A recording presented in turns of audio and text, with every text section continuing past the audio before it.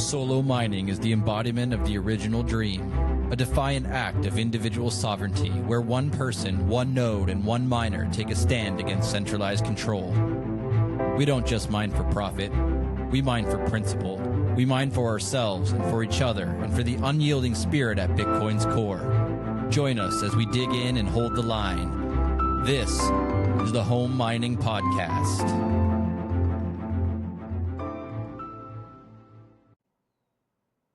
Hello and welcome back to the Home Mining Podcast by Solo Satoshi. I'm your host, TwoSats, and today I'm joined by AonBTC to speak about a variety of exciting topics. Man, today we're going to cover everything from OP codes, CTV and CSFS, to Bitcoin security model, attack vectors, privacy, and more. Aon, welcome to the show, brother. Excited to chop it up with you today. Thanks for having me. I'm excited to be here. Awesome, man. Well, for those people that don't know you, you're a little bit private. Give us a little bit of a quick primer on who you are and sort of what your expertise is and your experience with Bitcoin, Bitcoin mining, and any development work. So yeah, I been into Bitcoin for quite a while. I don't like to date myself, but I saw the block size war, all that, and really just got into Bitcoin for the ideology of it. I was big into Ron Paul back when he was running and talking about the Federal Reserve, and learned a lot about that. And then when Bitcoin came around, I kind of like everyone, you see it the first time and you're like, this kind of seems like a gimmick, kind of seems scammy. I don't, understand it. Came back around it a second time, and luckily it was the white paper that came across my screen, and that was the light bulb moment. It, made perfect sense as soon as I read that. And I equated it to like, all right, this is like BitTorrent, but for money. And I was, always understood file sharing, and that's kind of a good segue for people, I think, to bridge that gap. And just since then, it's been down the rabbit hole. And I started hosting meetups in my local area and meeting other local enthusiasts, and we've grown a great community here locally, and we host meetups multiple times a month, workshops, bit devs, and it's just grown from there. As time went on, I'm more of a conceptualist, kind of like maybe someone like Shinobi, or people who understand like the architecture of the network. I do like programming. I can write scripts, I can write websites, I can do Python stuff, very introductory programming stuff, but not a super hardcore programmer. But I recently did make an app with the help of AI known as Claude Sonnet. I made an app called MemPal, and it is an app that I've always wanted for myself as someone who uses Bitcoin often. It's just a pretty much app that tracks the mempool, fees, the depth of the mempool, blocks, how often blocks are coming in. You can set notifications on when the certain block height or certain fee rate happens, if it goes above 10 sats per byte, if it goes below 10 sats per byte. And was really surprised how well the AI, I definitely had to hold its hand a bit, but it's a fully production app. I have it on GitHub. I have it on F-Droid, and yeah, it works great. But eventually my interest in Bitcoin ended up, after kind of the rose-colored glasses faded, was, all right, how secure and decentralized is this really? How can we break it to the point where we can fix it before an adversary tries to break it? So I started getting into threat models and attack vectors, and just what really incentivizes the security of Bitcoin. And so that's kind of my focus nowadays. Awesome, man. And I think, right off the top, that's the place that we should start, is Bitcoin's security model. It's often celebrated as a groundbreaking feat of decentralization and security, which I think it is, right? But not everyone's convinced that it's flawless, and it probably isn't flawless. Can you start us off with a clear rundown of how it works and what makes it so secure in your eyes? And then let's touch a little bit on Nakamoto consensus too, and how it all is glued together. Yeah, the way I see it now is it's mostly rooted in economic incentives, like rational economic behavior, and it has to be that way, right? It needs to be a free market of rational actors acting in their best self-interest, which in turn creates self-interest for the network as a whole. So obviously the financial system we have is not an economically rational system. We have some people who can print money, some people who can change interest rates, some people can, do all that. So with Bitcoin, obviously we've discarded that, and we have the protocol that handles emission rate and censorship resistance and security. But the way I look at it is, or a point I usually point out, is that Bitcoin doesn't solve the Byzantine generals problem. It just creates an economic incentive to deter, it from being broken. So that's what a 51% attack is.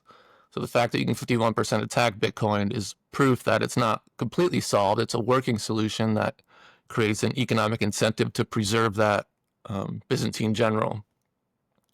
So I like to start there and then help people understand that, no, it's not a perfect system. It relies on the participants to act rationally and to have a system that encourages that. Yeah, absolutely. And I always find it fascinating how far we've actually made it. Given that it is all dependent on, or largely dependent on this set of rational actors in the world, and humans just tend to be irrational and tribal and contentious and all these other maybe character flaws, and yet we've ended up with this blockchain. We've ended up with this amount of decentralization and functionality, and nothing's really broken yet. So it's pretty damn amazing that that this is happening in real time. So do you see any cracks in the foundation right now that's keeping you up at night, though?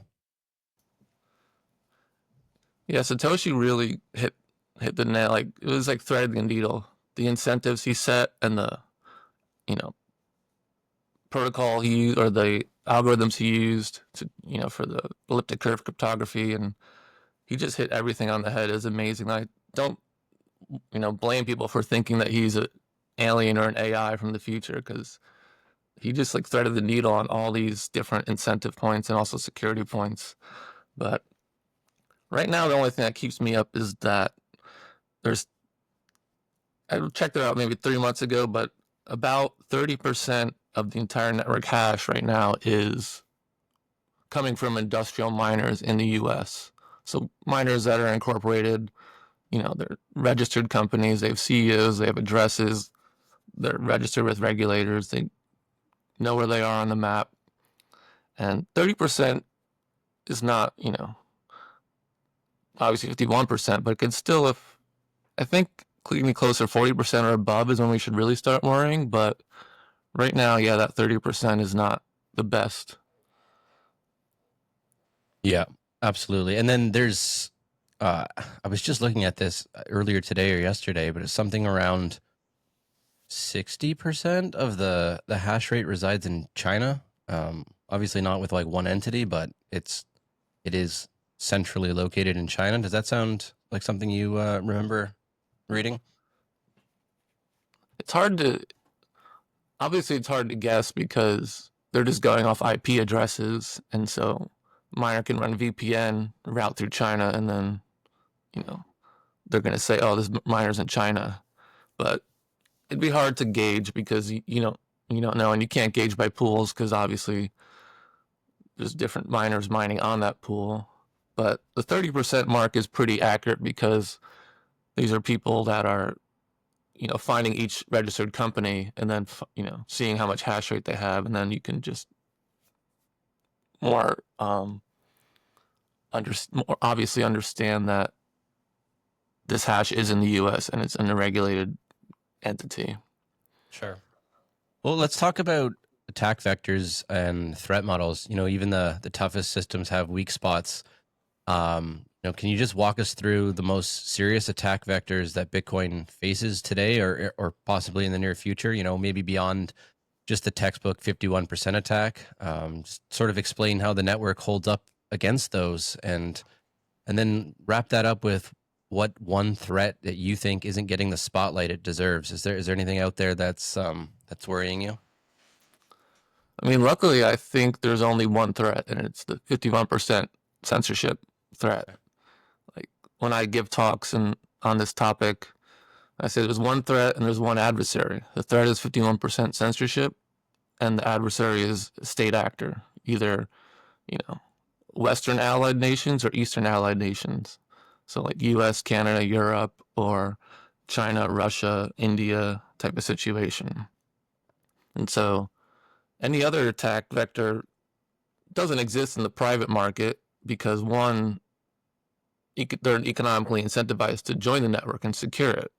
The state has different incentives, obviously. Their incentive is to control economic activity and to prevent money laundering, prevent tax evasion, and all that. So their incentive is to control Bitcoin. And people don't realize that with censorship, on-chain censorship can also come taxation.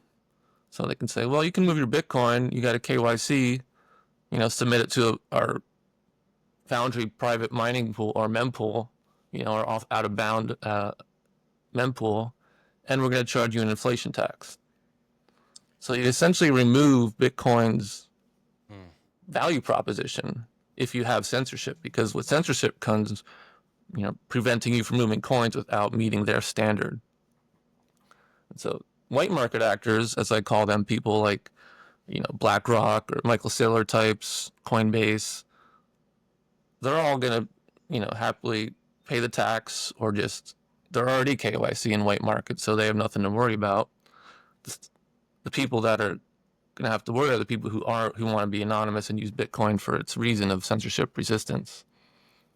But then some people say, like, well, we have the US and China, and their dichotomy, they're opposed to each other, so they can't censor each other. One's going to try and censor, but China will offset it. And what I realize is that just means you end up with two censored chains. And then you have, any guerrilla miners, which is what I call black market miners. Their blocks are orphaned by US and China, and it's just US and China orphaning each other back and forth. And so you have censored chain 1 or censored chain 2. So the whole idea, like, there's a term called jurisdictional arbitrage, and relying on any state for the security of Bitcoin is just relying on the state for anything else. We can't assume that Bitcoin security model is reinforced by state actors, because they can change on a dime. Their incentives can change, their allegiance can change. So it has to be black market miners, covert miners, guerrilla miners, however you want to call them, that secure the network. Yeah, that definitely strikes me as sort of the big elephant in the room. One of the big threat opportunities when it comes to these big centralized mining conglomerates, right, is that the state comes down and says you need to do this, or you're going to be regulated into oblivion or shut down or whatever, and they just bend over and comply, and then we have a whole host of problems, right? So that's definitely concerning, and why home mining is, I think, so attractive to so many people, as opposed to going with maybe hosting with one of these giant companies. So how do we avoid something like what you just described, like a orphan block war, let's call it, between nation states, like the US and China? Is it simply just by trying our best to get as many individual people like guerrilla mining? Yeah, the only defense against 51% attack is hash. It's hash against hash. There are other methods that people, like to throw around, like Bitcoin allows you to invalidate blocks. So there's a RPC command in Bitcoin, it's invalidate block, and then you put the hash in, and your node will ignore that block as legitimate, even though if it's a valid block, you can manually go in and say, this is invalid, don't follow this block in this chain. And so people could do that, but you're intentionally abandoning proof of work at that point, because the whole point of proof of work is to coordinate every node objectively on the right chain, which is who has done the most work. And BSV actually did this back when they were getting 51% attacked, and their solution was, the BSV Twitter account went on Twitter and said, everyone run this invalidate block command and follow this chain. And so people were calling it proof of Twitter, as like a BSV runs on proof of Twitter, because you're essentially abandoning proof of work when you do that. So I myself don't agree with that solution, and so I opt for the economically rational solution, which is black market miners or guerrilla miners running small setups. Doesn't have to just be one BitX. It could be someone running a home, like heat, running their house on Bitcoin heat, have a few bit chimneys. Yes. Or someone running hydropower in their, creek. Just small scale miners that are making enough sats and also cannot be easily targeted by the state. And if we have enough of that hash power, we can prevent any nation state from attacking the network, because another disadvantage of trying to censorship attack is the state actor has to orphan blocks in order to keep the censorship going. So let's say, Foundry is being run by the US government now and it's 48% hash rate. They get 4 blocks in a row, and then Guerrilla miners get 3 blocks in a row. The Guerrilla miners don't have to orphan any of Foundry's blocks. They just add that transactions that are being censored to the chain and continue on. But Foundry would have to orphan those 3 Guerrilla miner blocks in order to keep the censorship intact. Otherwise, the censorship fails. So they're working from a disadvantage in that sense, where they have to keep orphaning, and Guerrilla Hash doesn't have to do that. So Yeah, I think I was the actually average. thinking about this a lot. Sorry, go ahead. No, go ahead, please. I just wanted to say I made up a calculator to kind of calculate how many Guerrilla miners we would need, and I found a really good domain that wasn't taken called censorshipresistant.com. And I'm going to add a lot more material to it, but right now it's just a calculator. I call it the censorship resistance threshold. And it lets you calculate how many, BitX style or small scale style miners are needed right now to equal 51% of the hash rate. And if we had each Guerrilla miner running like 40, 50 terahash at home, you would only need around like 12, 15 million Guerrilla miners to equal 51% of the hash rate, which is not a whole lot if you think about the population of the world, So I definitely have hope. Yeah, absolutely. And I think we're starting to really see the home mining movement start to really catch fire, and people are starting to realize the importance of it. And it's not just so much about like trying to mine a block as it is about keeping this beautiful thing, this beautiful network decentralized and sovereign and in the hands of the everyday person. And when you first get into Bitcoin, you start buying Bitcoin, you don't necessarily think all of this stuff through. But education in settings like these podcasts kind of help people realize why it would be so important, right? That, and hopefully push them to go, okay, well, Foundry would have to censor the pleb miners blocks, but the pleb miners wouldn't have to censor Foundry's blocks, right? And so what side of that equation do I want to be on, as a participant in this network? And I think it should be painfully obvious which side you want to be on. And from there, that will encourage everybody to start running a node and start running their own home miners and contributing to, quote, being on the right side of history. Yeah, and another argument people make is like, well, BitXs, you're not going to make money. You're just lottery mining. And for one, if you have a setup where you're like solar power mining, it doesn't matter. You're making money. It's free power. But also, the incentive is that when you do have a chance to win a block, a small chance, but you're also protecting the network. So you do have an economically rational incentive, because obviously you want this network to remain decentralized and censorship resistant. And by you running, a couple BitXs or a dozen BitXs, it helps with that situation. So it's not completely like altruism where people think you have to do it out of the good of your heart. There's going to be all kinds of advancements in home mining and efficiency, advancements. People are heating their floors or heating their driveways or heating hot tubs or heating greenhouses or reusing heat. And eventually people could just be mining with their heaters, and it's not even Yeah. like they have to be enthusiasts. It's just like, why not? You got to heat the house anyway.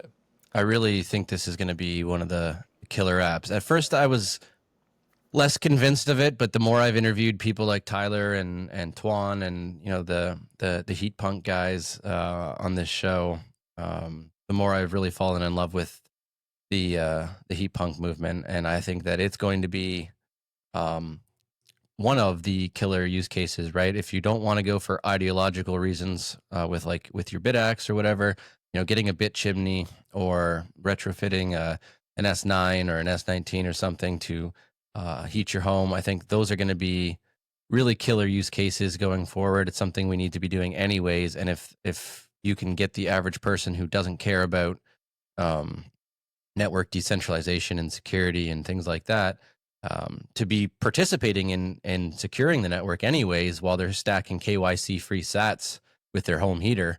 I mean, I think that's going to catch on monumentally. That's going to be a big win. So I'm excited to see how that all develops. And I know they said, Tyler said, if even 1% of the comfort heating market goes to Bitcoin mining heat reuse, we're going to have something like 2 zettahashes added on to the network, which would be massive.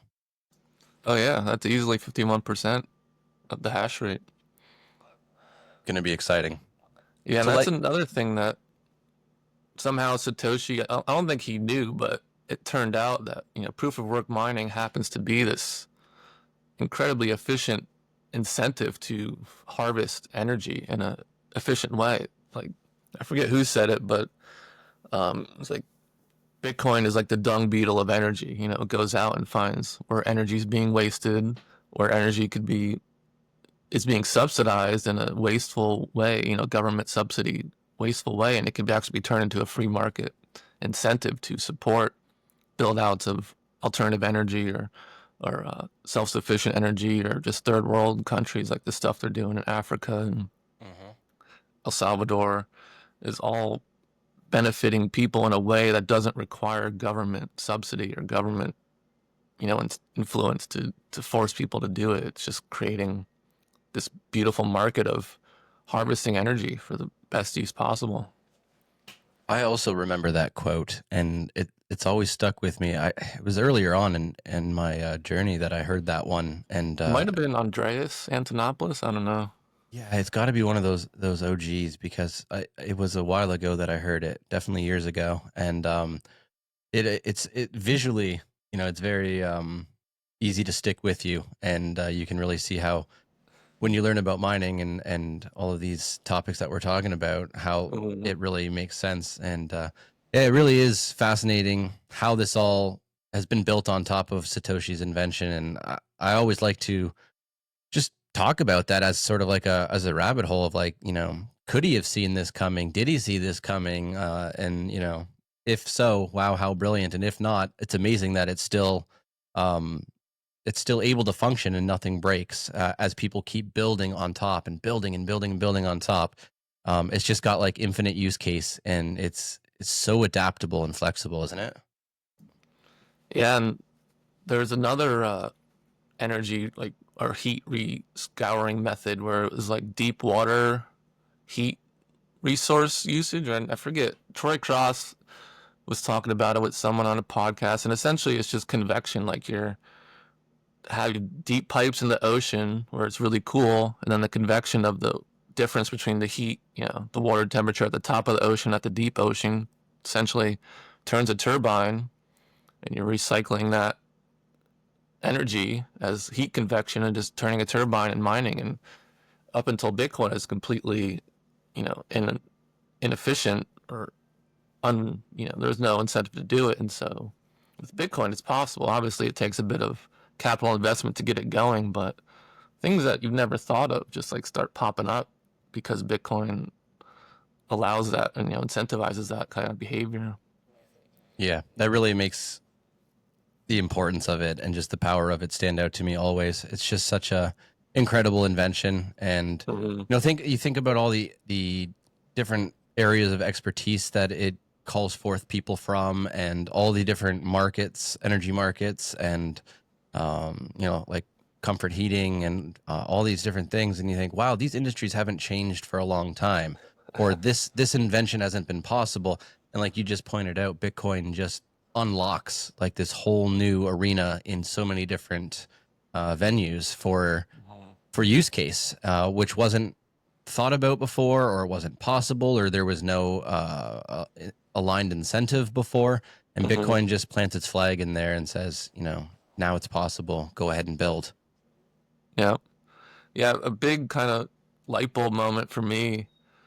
I mean, I already understood like the heat scour or the energy scouring of Bitcoin, but someone had posted a picture of these machines, like these energy dump machines that are used at power plants to just dump extra energy. It's just like a giant, box that's just called an energy dump, and they feed energy into it and just to get rid of the extra energy. And so I had no idea that there was a whole industry around dumping wasted energy. And there's these giant machines that they use to do it. And I'm like, wow, that's crazy. It makes sense, because they got to do something with the energy. And so now that whole industry is obsolete because Bitcoin just come and use Bitcoin miners who aren't reliant on consistent power like an AI, mining farm is, or a GPU farm. And you just put Bitcoin miners in its place, and you're not wasting energy anymore. You're using it to secure a network, but also to obtain, probably the best money that's ever existed on this planet.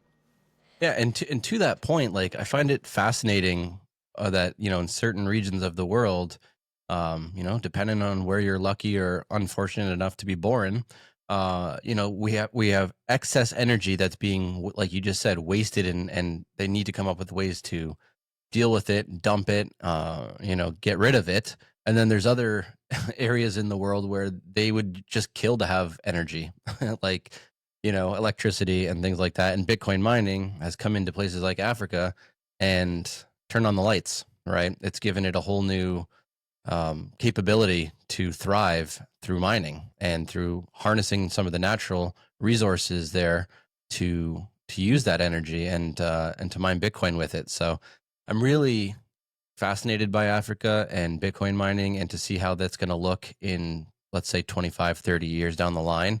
We can already start to see some of the incentives there aligning and paying off. But I think, like the big picture, the long term, oh man, it's going to be fascinating, isn't it?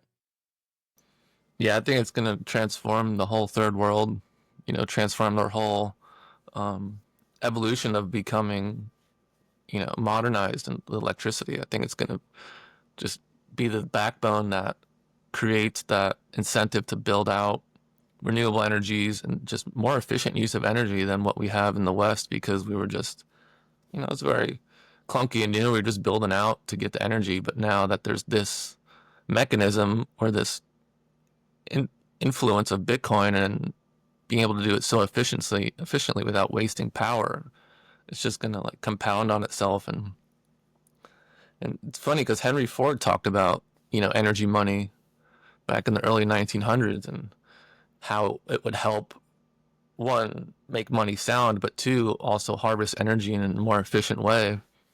And sure enough, here we are. Bitcoin is literally energy money.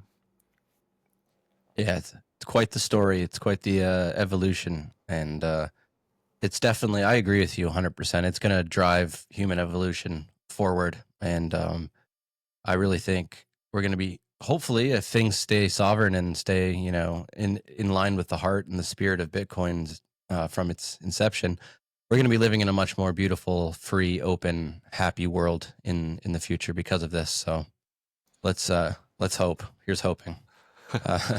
You brought up going good so far. Yeah. You brought up.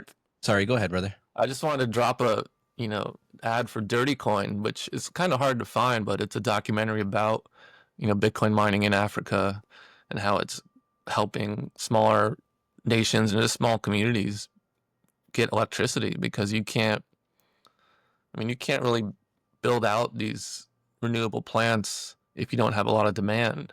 Like you can't really build a power plant to host 30 houses. It's not economically viable. You have to build it to host like 1,000 houses. And so if you don't have that demand, you can't really sustain that power, but Bitcoiners come in and they could subsidize and buy that energy that's not being used as the community grows and more people are using power, and backstop that energy creation. And so really hope they release Dirty Coin just out for free on YouTube at some point, because I only saw it once and it was like a screening, and I think they still charge to get a screening, but it's fantastic documentary. So right now that's a paid documentary. Yeah, I think you have to pay to watch, or I think you have to pay to get a screening. Like, I don't know if you can pay to like just one person to watch it. I think you have to pay for like a full screening.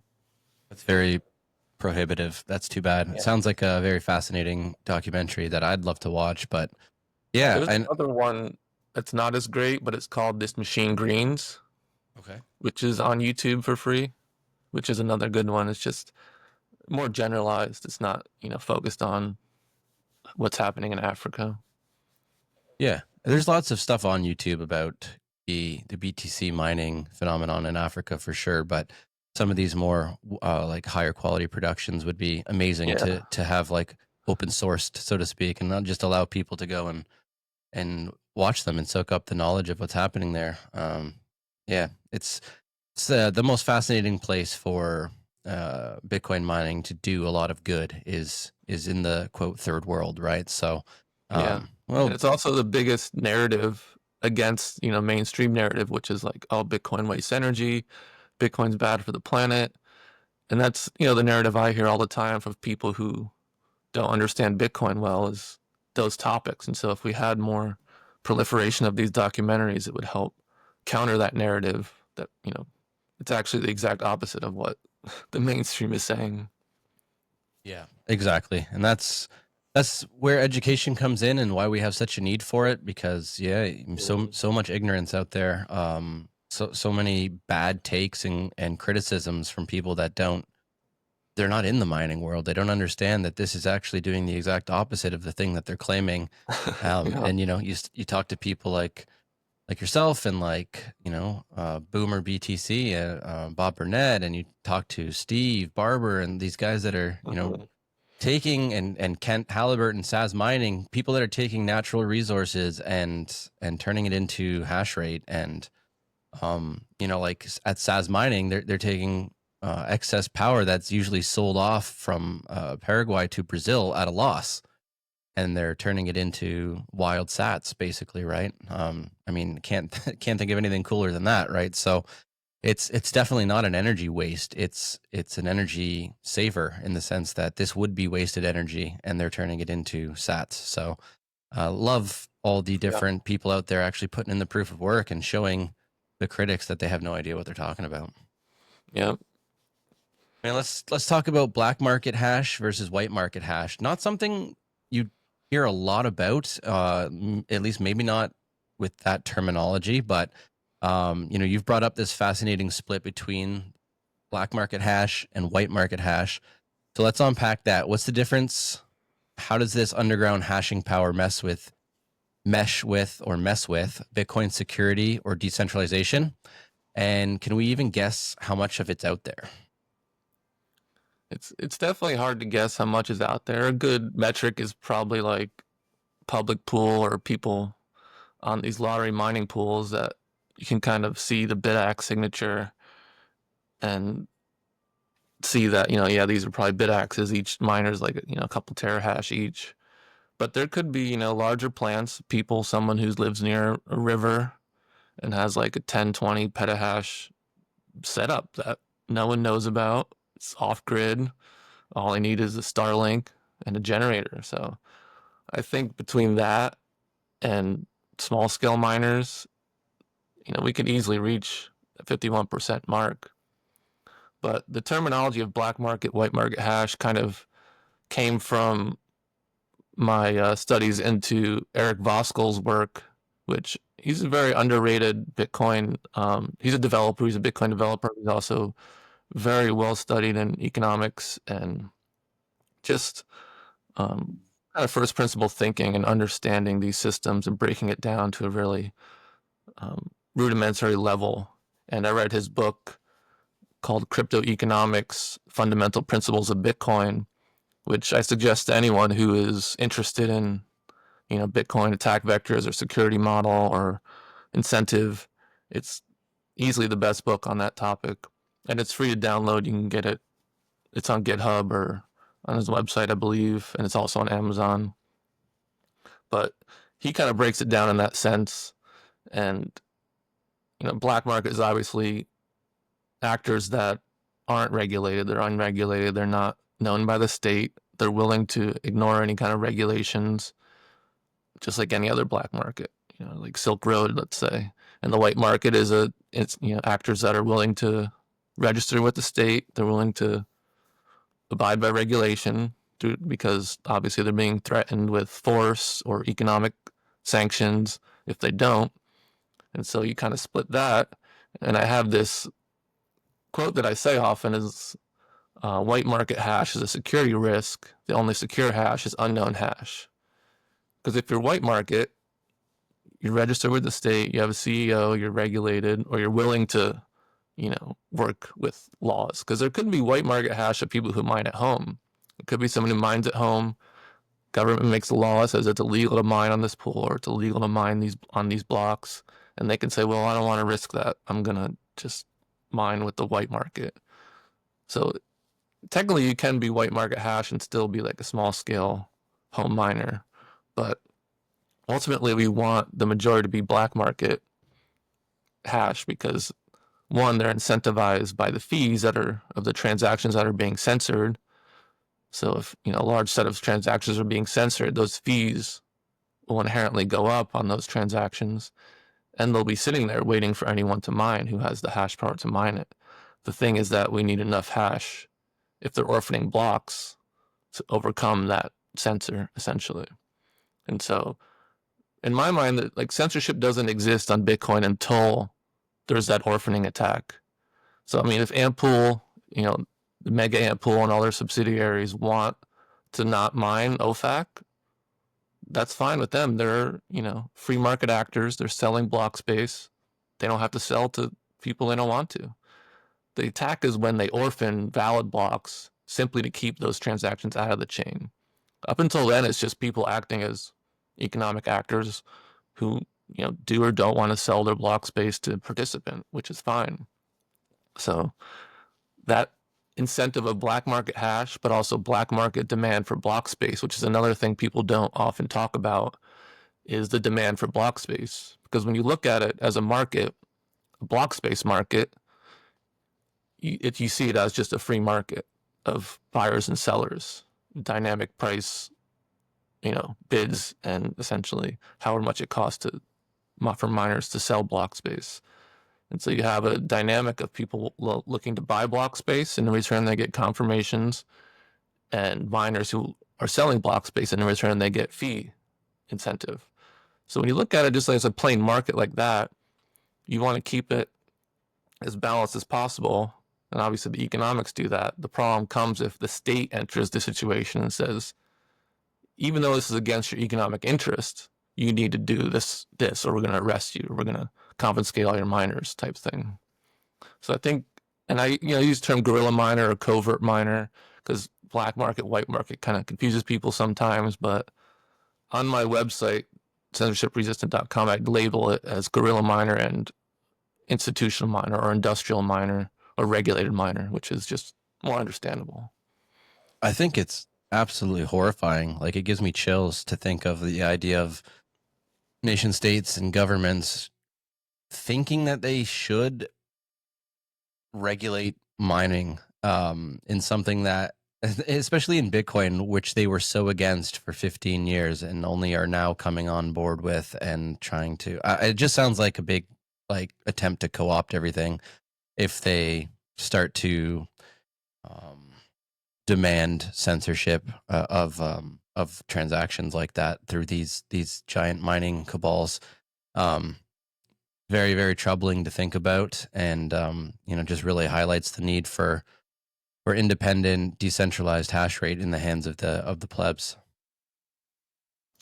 Yeah, obviously the government does that. The private sector invents something awesome, and then the government comes along and either regulates or tries to co-opt it, and pretty much all the innovation of humanity has come from the private sector. And people say, well, government funding has helped things, the internet and different things, but it's like, okay, let's go back to the tens of hundreds of thousands of years before government subsidies existed or any kind of government, because that only started maybe the late 1800s, 1700s, if that, where we were taking taxes and redistributing wealth to, so-called innovation. Everything before that point all came from just humans, curious, tinkering humans, inventing stuff, sharing it, working with other humans. And so the idea that we need government to subsidize or to regulate these things is silly to me, because the human spirit is to build and to be curious and to innovate and to grow.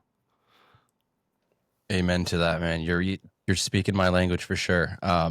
There's so much more I want to say about all of that, but I want to leave that for like a conversation offline, or like around the campfire one day, kind of a deal. Hole, yeah. Yeah, and not for the viewers, not because I don't want the viewers to hear it or anything like that, just because it's I don't want government hate speech coming out too obviously here. Yeah, we love you, daddy government, right? But yeah, there's so much I agree with you on there, and I think it would be something we can chop up a bit more off air. But let's shift gears to CTV and CSFS, two opcodes that you have prominently displayed in your X handle. So CTV, in short, from my understanding, is something that locks in future spending plans for security and efficiency, and stands for check, template, verify.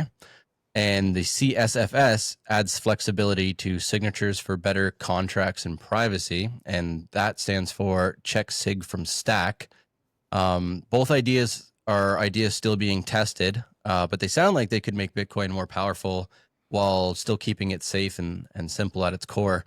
So can you give us maybe like a 50,000 foot top down view of these, keeping it kind of simple to start for these two opcodes, and then we'll jump down the rabbit hole a bit and get a little bit more nuanced and discuss them.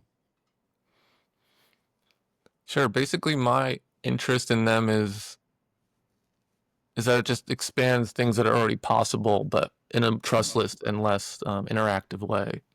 So the things that CTV particularly does is already possible. They're just pre-signed transactions.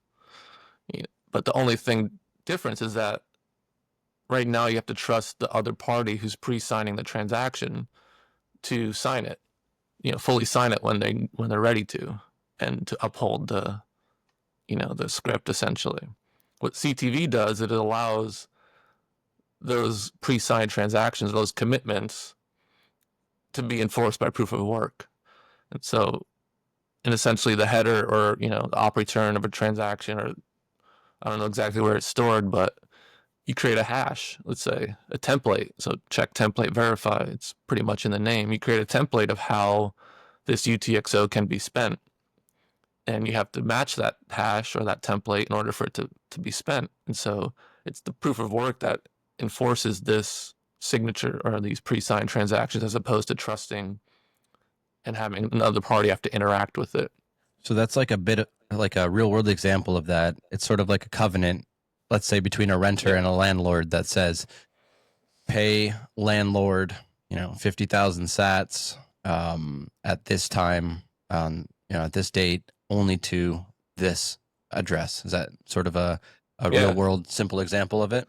Yeah, exactly. And instead of having like an arbitrage or someone having escrow handle the trust of that interaction, we're using Bitcoin proof of work because it's a hash in the actual transaction that both parties could potentially satisfy without the other party being needed, because they agree beforehand on the conditions. And so stuff like that and feeds into making Lightning Network more usable and less interactive. So let's say like if someone's not upholding their Lightning channel, the contract, there's the justice transaction, which essentially, if someone tries to steal funds from the Lightning channel, you have to have a watchtower. Your node has to watch and see if they're trying to steal, essentially. So with covenants, or I think CSFS plus CTV in particular, you can just update that channel contract to the fact where you don't even need a justice transaction because they can't steal the funds anymore. It's baked into the transaction of how the outcome has to go.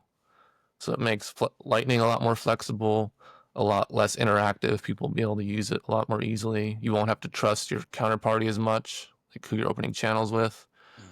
And it just optimizes the use of UTXO space. And then you can get into like shared UTXOs and coin pools and the ability to have more privacy tools beyond just like coin mixing, like Whirlpool. And it's also plausible deniability. So if like you're on chain and chain analysis sees that you send your coins to Whirlpool, they know that you're obviously mixing your coins. Like, okay, you're sending it to Whirlpool to mix your coins. But if you have a coin pool, you can say, well, I was just, I got paid out a small amount of sats and I didn't have enough to get my own UTXO. I was using that coin pool to hold my sats, and then I withdrew it when I was able to have enough to withdraw. And so it's plausible deniability, but also it has privacy baked in because it's a pool of outputs, like UTXOs, that anyone could withdraw from who has, agreed to the circumstances of that pool.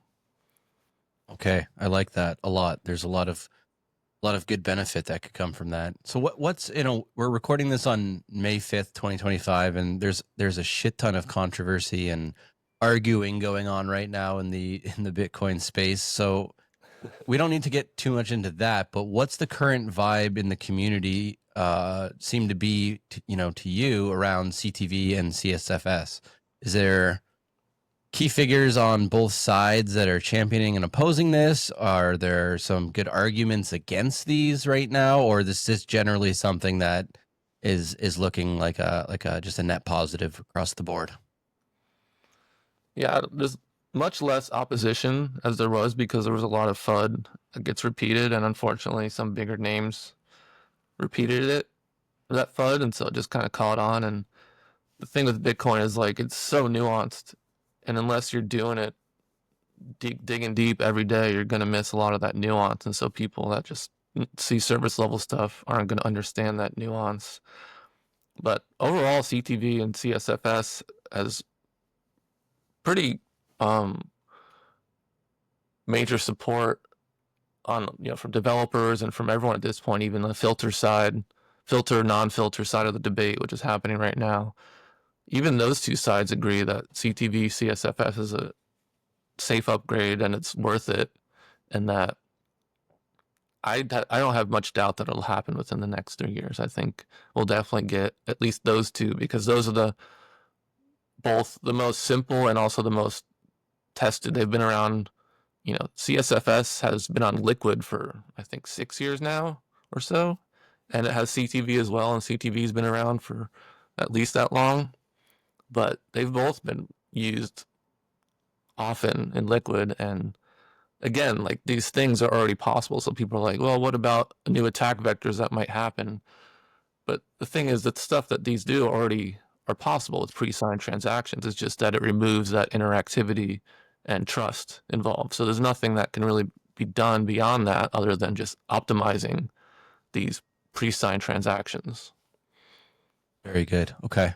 How does CTV specifically address Bitcoin's scalability challenges? How does it improve transaction throughput or ownership scalability? And for instance, what are virtual UTXOs, and how do those help reduce on-chain congestion?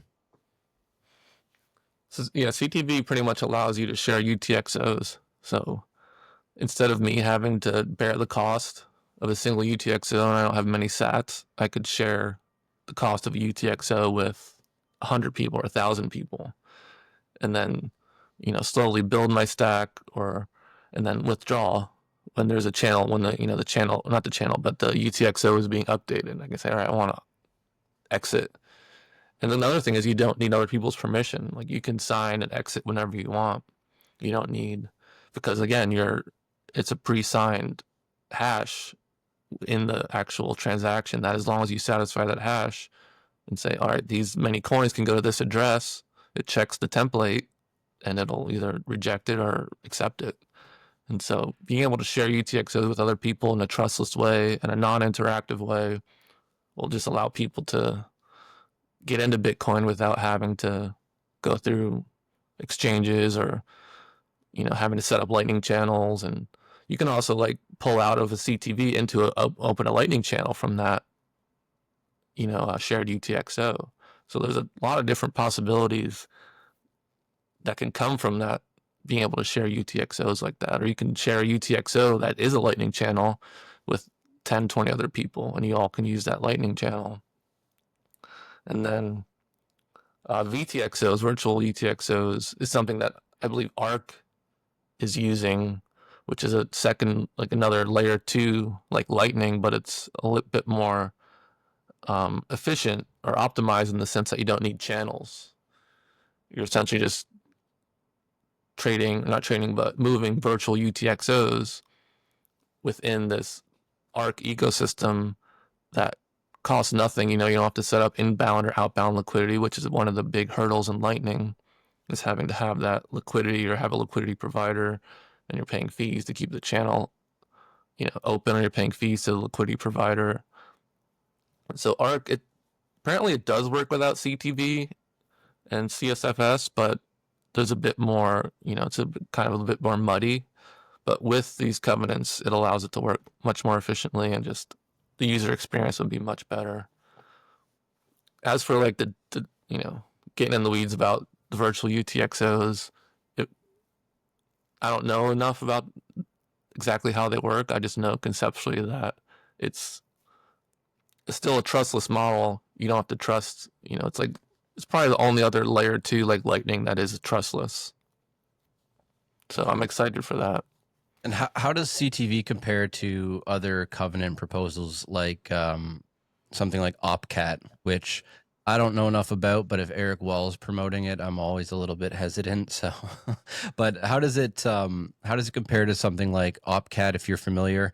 And what sets CTV apart as a more conservative choice for Bitcoin's evolution? Are there trade-offs in functionality when compared to more flexible opcodes like CSFS? Yeah, Opcat, I don't think Opcat will happen just because it's too open-ended, and it's also, when I started learning about it, it's really inefficient. Like, it's very simple, but to accomplish certain tasks, it takes a lot of, jumping through hoops and just a lot of extra code to do it. So it's not super efficient at solving this covenant problem, but it's also what's known as a recursive covenant. So CTV is just a regular covenant, and then there's recursive covenants, which means you could essentially create a script in a transaction that carries on to the next transaction. And so if you don't know what you're doing, you can create a script where you can lose your coins essentially, or create a script that, you can only send your coins to a certain address, and it just stays like that. There's ways to get out of it, but the thing and that's a big kind of point of misinformation with covenants in general, is that people are like, oh, the government can whitelist or blacklist addresses with covenants. They can say, oh, this covenant is set to only go to these addresses.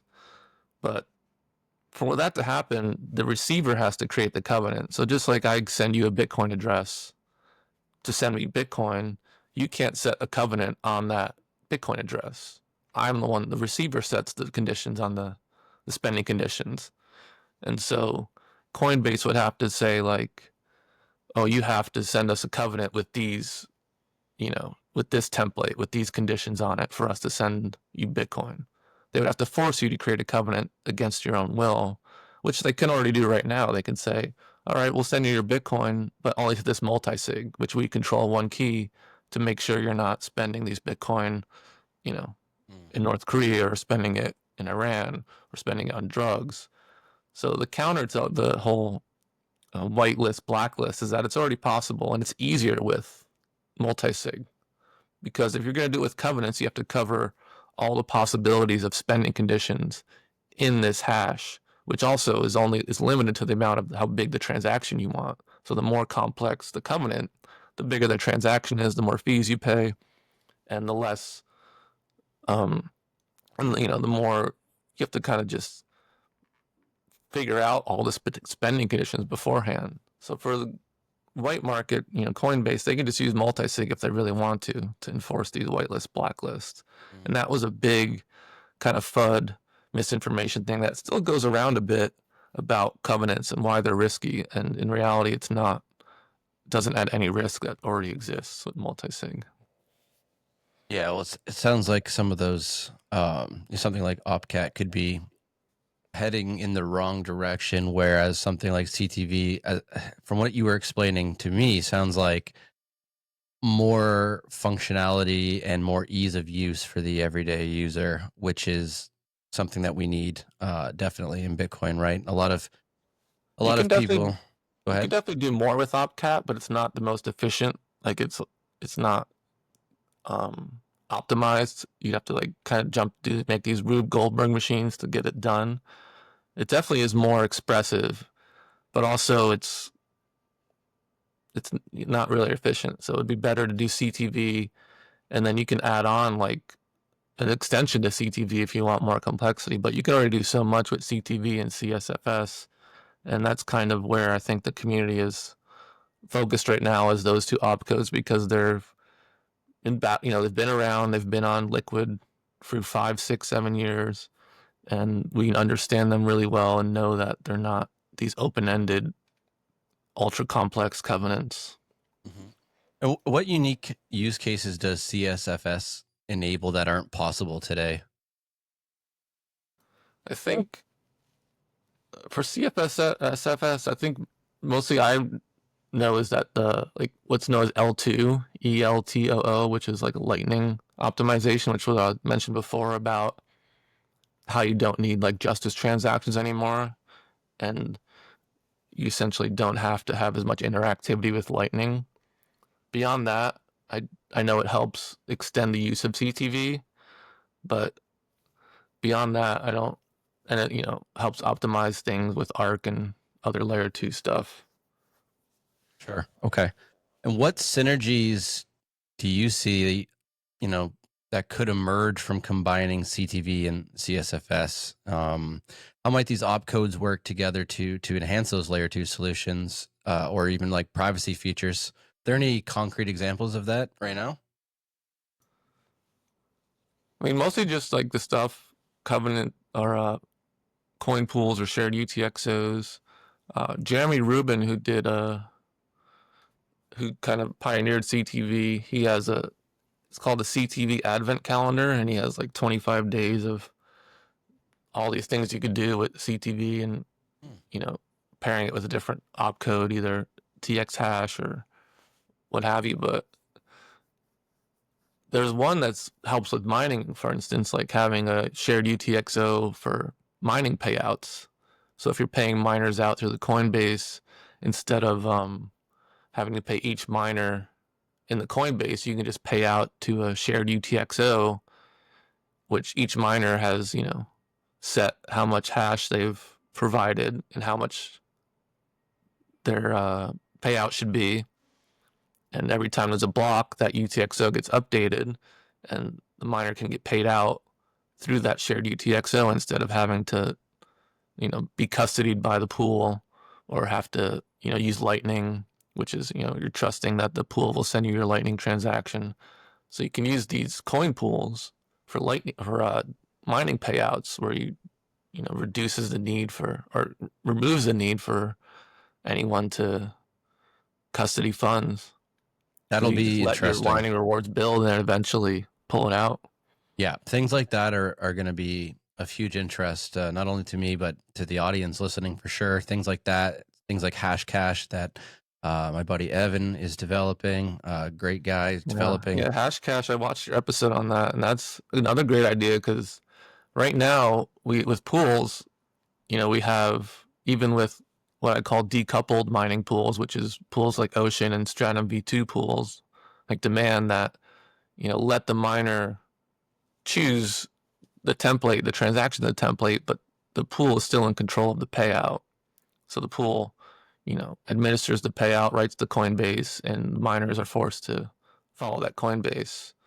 And so with stuff like that, if really the whole thing with mining pools is unless you decentralize the payout, nothing's getting decentralized because, they could just, if you're mining transactions that are against government regulations, government just goes to the pool operator and say, hey, you need to take these people off the Coinbase because they're funding terrorism or they're, doing money laundering.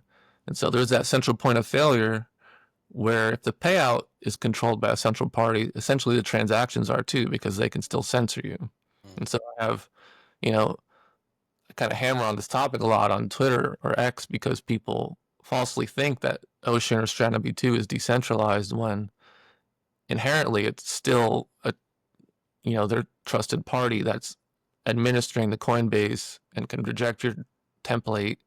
Not that they would want to, like the adversary is not Ocean or any Strategy 2 pool. The adversary is the state. I don't necessarily think Ocean's going to do it, but they can easily target that central point of failure and make any condition they want. They can say, all right, you need to KYC now. Anyone who comes on your pool can't connect to your server unless you KYC. So Yeah. I And at that kind of point, feel like it's disingenuous for them to continue that narrative because as an educator, I think in the Bitcoin space, I like having people understand these systems to a point where they don't have false hope. Like I think Ocean and Strategy 2 gives people a lot of false hope about, or we just join these pools and we're going to decentralize mining, when in reality it takes a lot more than that. yeah, well, we're starting to see people like yourself and quite a lot of other users start to speak up about that, right? So and again, not a slight on Ocean or anything like that, right? They're still doing great things, but we're just talking about what ifs and about the reality of what's possible right here. And I think it's important to give an honest, unbiased view of the potential threats and shortcomings and downfalls, as well as highlight the good things that do exist there, right? So I am seeing more and more people start to raise the flags about that, like yourself. Yeah, and especially because, the whole point of threat modeling is because you're operating in an adversarial environment. Obviously, this could never happen. The state could never actually go and, create all these regulations and we're fine. We don't have to worry about any of this. But the whole point of an adversarial model is to assume you're operating in an adversarial environment. And to say like, oh, well, we'll worry about that when it happens, it's just you're setting yourself up to fail. Like I usually tell people, go read The Art of War. Like if your security model is the assumption that your adversary won't attack you or is incapable of attacking you, that's the biggest folly you can make in any adversarial situation. Well, if you assume that, you've already lost at that point, right? And Exactly. I 1,000% agree with you. These are things that, just because one administration right now in one nation state is friendly, it does not mean that, we don't have to model these things out. And, not everybody's an American and not everybody is living under, a Bitcoin friendly, Bitcoin supportive regime, and of course, where it's most important, Bitcoin is places in the world where there's hostile regimes. And so modeling this stuff out, if Bitcoin's truly going to be resistance money, then we need to talk about these things as a worst case scenario. So, planning them out and coming up with solutions now, far ahead of time, for the first world is important. And it's even more critical now for the third world people that need this as a lifeline out of tyranny. Yep, I wholly agree because, that's how Bitcoin came to be is because every other independent money, Liberty Reserve or people that are trying to mint their own silver get raided by the Secret Service or get, taken out, or you got to trust whoever's doing the mint. And so the whole evolution that led to Bitcoin was this problem of how do we operate in an adversarial environment to the point where there's no central point of failure. I think it's very basics, like bare bones. And it's interesting that so many people have lost that connection with mining pools. You know, it's like there's a central point of failure. That's where the state is going to target. And like, Yeah, just because people aren't under threat immediately now in the first world, it doesn't mean that it won't happen. And yeah, better to be prepared now and build these solutions. Yeah, the solution. Yeah, 100%. What's the roadmap to activating CTV or CTV plus CSFS? You know, can you outline the steps, consensus building, testing, development? I know you said it's been in use on Lightning for some time, but what's needed for this on Liquid? What's needed for getting these upgrades live, and how does Bitcoin's cautious culture kind of shape this process? I mean, yeah, Bitcoin moves slow, which is good, but also, you know, I mean, it's not bad. Bitcoin, I think, would still do fine without CTV and CSFS, but it's good to have efficiencies and optimizations in block space. But it's really, you know, a slow process. It pretty much, I think it's already has a pull request on Bitcoin Core GitHub, but also there were people, Moon Settler and I think someone else were working on a Bitcoin client, essentially like a Bitcoin Core fork that has CTV enabled, essentially. So it's, if people want to run that, it's still consensus, you know, works with the consensus of the network. You're not going to fork off. It just pretty much signals to miners like, hey, there's, you know, nodes, users nodes out here that support this, and we're ready to accept blocks that have CTV or CSFS enabled. And essentially just goes through the, you know, the slow process of Bitcoin Core pull request, but also can happen organically. Like I said, you know, someone can release a client, a bunch of users and miners can just adopt it. And obviously it's better to do it in a more coordinated way, with kind of like how Taproot was done, where you need a supermajority to signal, and then there's like a activation flag height and all that. And so what you could do now is just, you know, educate people. If you see people misinforming people about, you know, these risks or unknown risks, you know, just tell them, hey, these things are already doable in Bitcoin with pre-signed transactions. This just makes it less interactive and more trustless, and just show support. And unfortunately, it gets tied into the whole filter debate, which people are like, are kind of traumatized because they're like, oh, SegWit allowed all this spam on Bitcoin, so we shouldn't activate anything anymore.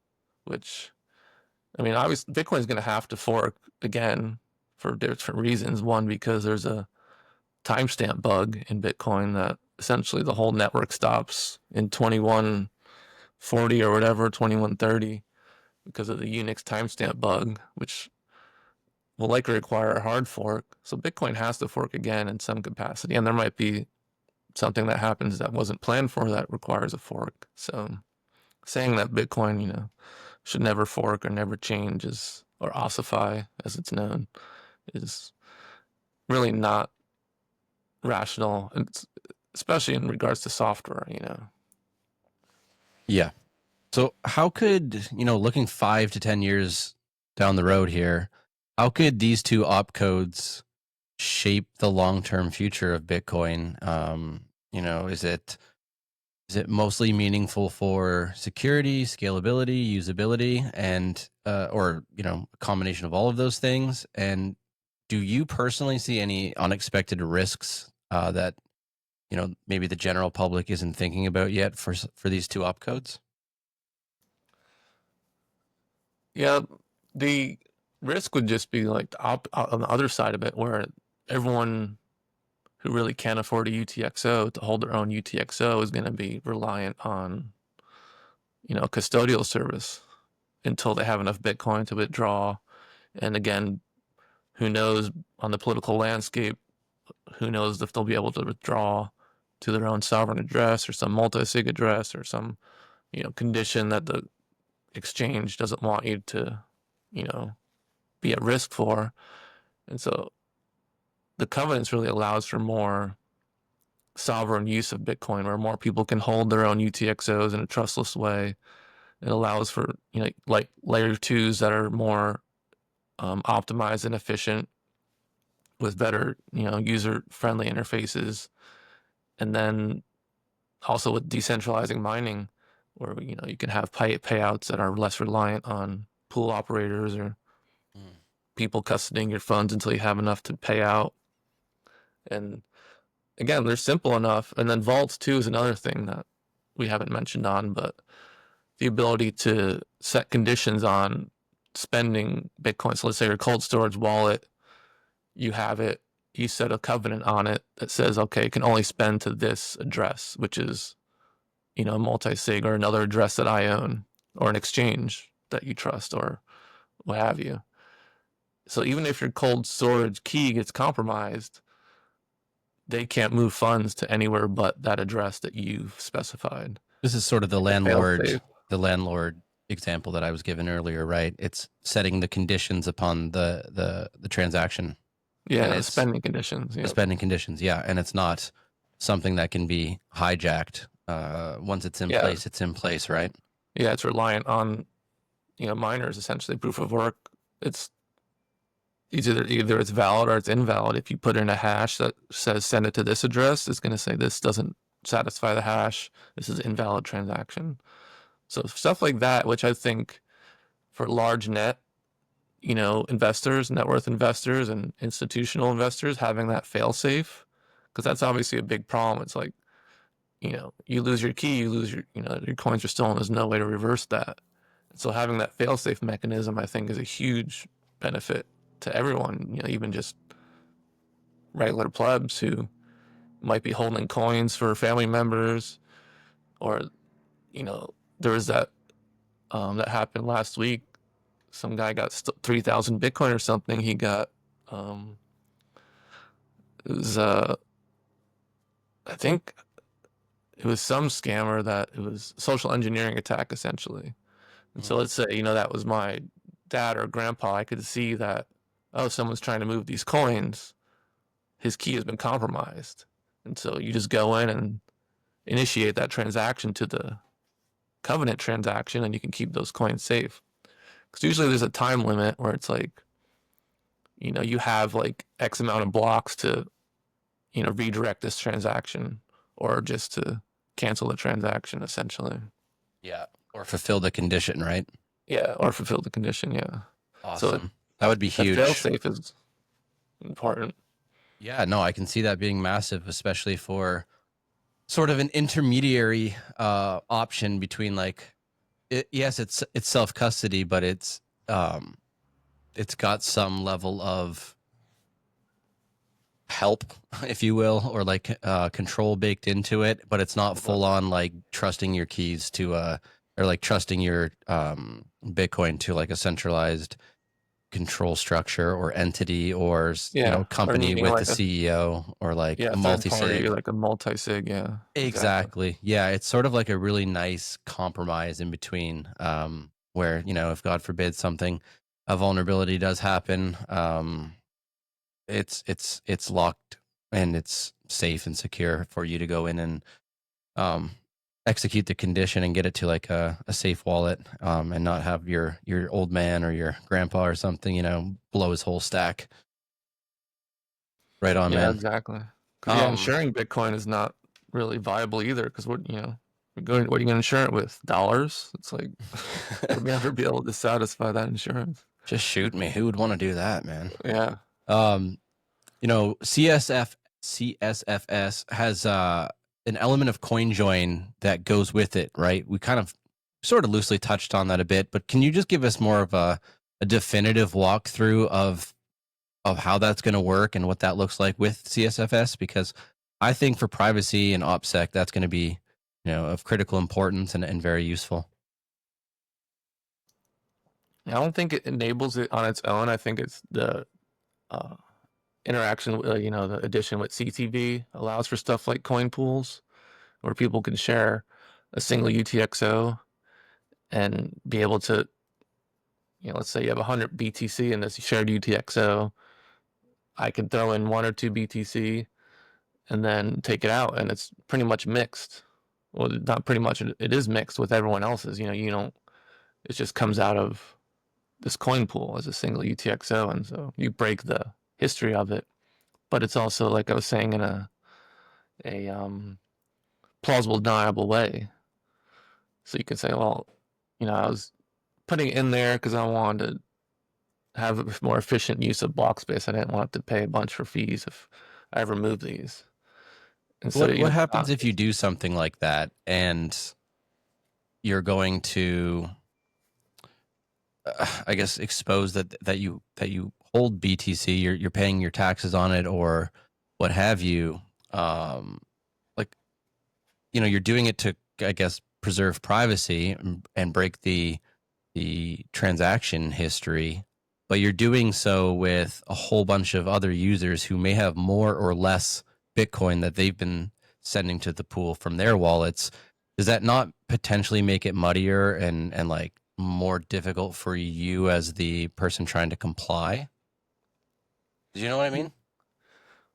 Well, yeah, if you're doing it, like if you're trying to mix like KYC Bitcoin or trying to obfuscate KYC Bitcoin, it's kind of hard because you always are potentially on that database, Coinbase or Kraken or whoever Cash App, wherever you got that Bitcoin from, you're potentially always going to be associated with those Bitcoin. And so even if you mix them, IRS could come say, we saw, you bought 2 Bitcoin over the course of 5 years. Where are they? Like, and, you'd have to say, well, they're right here. I haven't sold them. Here they are. And so, or you could say, oh, they were stolen. But because they're obviously going to know what address they went to, so they'll be able to track it. But if you put it in a coin pool, you say, oh, well, I was putting in there to get like a shared lightning address so I can use it to pay for stuff or whatever. It's still, the IRS is going to make you prove it, essentially, like where it came from, where it went, when you spent it, just like they make you prove, your taxes.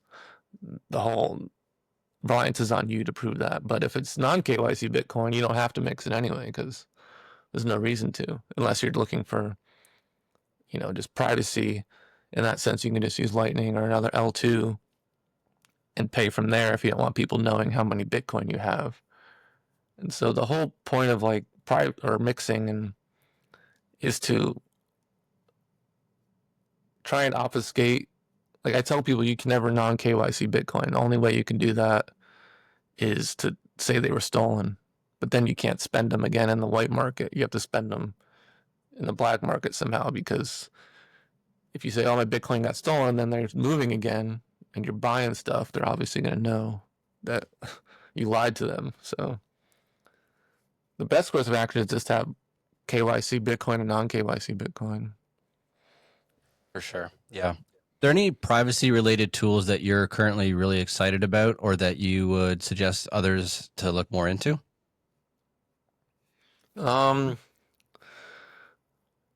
was a protocol called Mercury Wallet or Mercury Layer, which is like a state chain type thing, which used something similar to UTXOs, but it was like a side chain, and that still is, kind of obvious. Like, oh, you're sending your Bitcoin to this side chain that is built for privacy type thing. But it's a cool idea, and the best thing is just to get non-KYC Bitcoin. I mean, Whirlpool was good for mixing. Wasabi has had kind of a lot of vulnerabilities pointed out, and a lot of people who use it, if you don't use it right, you can get caught easily. I personally am a fan of Monero. I get a lot of flack for that, but it goes back to say, hey, what's your threat model? What's your adversarial environment? If you really require high-level privacy, you might as well use something like Monero because it's built for that, essentially. But, it's up to each individual's attack or threat model, like what's required. It's a tool, what tool do you need to satisfy the job you're trying to do, which is also why a lot of, Tor markets are using Monero exclusively now, because it's just privacy out of the box. You don't have to jump through these hoops. But stuff like Arc, eCash is nice, but it introduces the kind of trusted federation model like Liquid. It's just a lot more private than Liquid. And Lightning's good too in some instances for the sender. And then even stuff like Aqua Wallet, where they use bolts to swap between Liquid and Lightning. So it's kind of like an atomic swap bridge, non-custodial, where you're just going from Liquid, which has shielded amounts, so you can't trace the amounts on Liquid, and then it just comes out as Lightning to a third party. So stuff like that, I think, works well if your threat model is, not something super illegal or super restrictive. For sure. Yeah, we're definitely not promoting any illegal activities here, but just taking a deep dive on the tools and what's out there and what people have But again, built. some people like economic restrictions, like you can't leave the country without, Yes. claiming all you own. And so some people, it's just like sustaining their sovereignty in life and being able to leave the country without having their assets seized.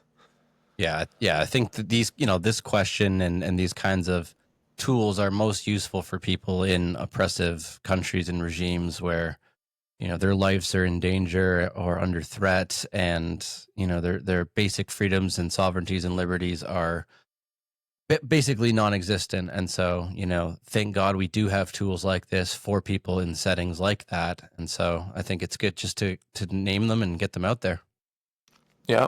And it's a shame that, some of these developers are being attacked, put in prison for writing software that's just used, like any other tool. It could be used for good, it could be used for bad, but it's just a tool. Absolutely, man. Well, is there anything else that you want to say or leave us with, or just that you encourage people to think more about as we start to wind down? Yeah, I think just pointing out that to really understand Bitcoin and all these topics, you have to put in the work. You have to dig deep and look in the nuance, because there's always nuance. Like, that's the one thing I understood in Bitcoin, is that there's always another layer that adds perspective to the topic, whether it be mining pools, filter debate, CTV, the always, layers of understanding that you really have to put in the work. Bitcoin is not just a proof of work network. It's like it's a proof of work,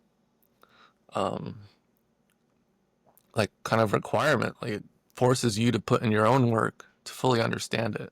Like, sure, you could use it as a tool, but you're not going to get the full potential out of it unless you understand how it works. And obviously, as time goes on, we hope to build better, interfaces for people to get the full benefits of Bitcoin without having to understand it on this deep level. But again, it's still really early. It's like using the internet in the 80s. But yeah, I just encourage people to do research and look at differing opinions, and don't join cargo cult or cult of personalities, people that are just good talkers or flamboyant, or they're just intriguing. Really question it and look at things at first principle. Like, the whole mining pool thing was a great point of that. It's like, okay, people are saying these pools are decentralized. Let's look at first principle. Is there a central point of failure? It's like, yeah, it's the pool server. What happens when you remove that pool server, or if you co-opt that pool server? It's like, well, the whole system breaks down. You've lost that coordination. Miners can't get payouts now. And so just be curious, look at things from objective stances you can, and ask questions too. Like, there's plenty of people who are happy to help, teach people.